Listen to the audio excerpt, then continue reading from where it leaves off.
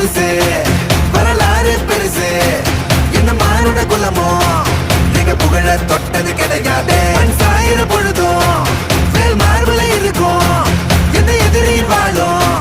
எங்க முதுக பார்த்தது கிடையாது 1000 கை உன்னை சரிக்கும் உன் மனச தூக்கி நிறுத்து உன்னை வீசிட பாக்குற எவனோ எட்டு விழனோ வழியே கொடுத்து எல்லாமே கொடுத்து வசத்துற போகி